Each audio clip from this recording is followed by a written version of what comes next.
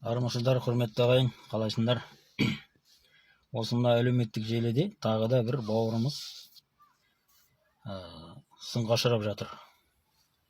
Бұл Ғалымжан дейтін кезінде Шаншар театрының актері болған, қазіргі күнде тамадалық өнер атқарып жүрген жігіт осындай бір сынға ұшырап жатыр. Бұл өз сөзінде айтады, қазақтың батырлары дейді, жер үшін емес, дін үшін соғысқан деп кәдімгідей кесіп айтты. Енді бұны сынға алып жатқандардың бәрі тарихты неге бұрмалайсың, ол үшін емес деп сол жағдайды айтып жатыр. Әрине дұрыс, ол үшін болмағаны. Бірақ бұл жерде көбі бір нәрсені ескермей жатыр. Жалпы мен сол Ғалымжанға айтарым, ата-бабамыз сонда дін үшін кіммен соғысты екен? Енді ана жерде көбі айтып жатыр ғой, енді деректерді келтір деп, кіммен соғысқандығы жайында. Сол жайында деректер келтірсе егер, кіммен соғысты екен?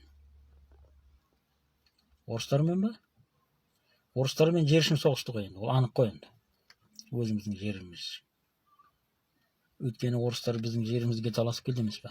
Бұл жерде орыстармен ешқандай да, олардың діні бөлек болса да, дін үшін соғысқан жоқ. Діні бөлек болса да, дін үшін соғысқан жоқ. Сонда кіммен соғысты бұл жерде? Бұл жерде бұл кісінің әңгімесінің мәселесінің байыбына көбі бармай отыр. Бұл жерде бұл кісі жихадқа шақырып тұр негізі. Анау жердегі қауымды қарасаң отырған, анау тойда болса керек енді. Айтып тұр ғой, бүгінгі күннің батырлары сендерсіңдер деп. Аталарымыз біздің дін үшін соғысқан деп айтып тұр. Нақты. Және сендер бүгінгі күннің батырлары сендерсіңдер деп. Сендер де дін үшін соғысыңдар деп тұр. Сонда дін үшін кіммен соғысу керек? Бұл жерде нақты жихадқа шақырып тұр бұл жерде. Нақты ойлап қарасаңдар, логикаға салып қарасақ. Шын мәнінде. Ана жерде отырғандардың санасына солай түйіледі. Енді басқа адамның санасына да солай түйіледі. Енді санаға салып қарасақ, кіммен дін үшін соғысты бұл жерде? Өзбектермен ба? Жоқ. Өзбектер дінде еді ғой. Олар ислам дінінде болды.